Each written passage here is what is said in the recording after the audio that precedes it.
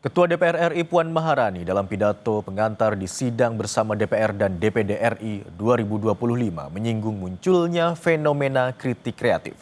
Beberapa di antaranya seperti sebutan negara Konoha hingga munculnya bendera One Piece.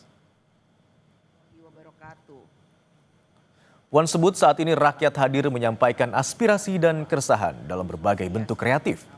Puan Maharani menyinggung soal munculnya fenomena kabur aja dulu, Indonesia gelap, negara Konoha hingga pengibaran bendera anime One Piece di ruang digital. Puan bilang demokrasi tak terhenti di bilik suara saja tetapi disampaikan dengan kreatif.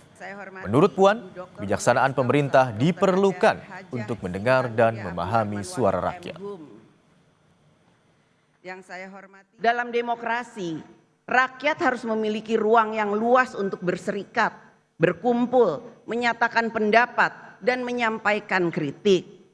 Kini, kritik rakyat hadir dalam berbagai bentuk yang kreatif dan memanfaatkan kemajuan teknologi, khususnya media sosial sebagai corong suara publik.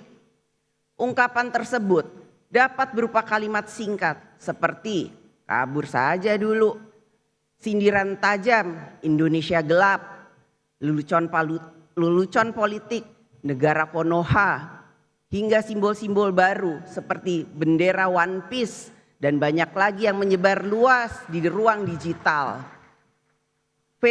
Fenomena ini menunjukkan bahwa aspirasi dan keresahan rakyat kini disampaikan dengan bahasa zaman mereka sendiri.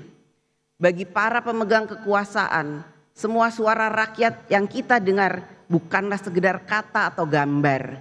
Di balik setiap kata ada pesan, di balik setiap pesan ada keresahan, dan di balik keresahan itu ada harapan.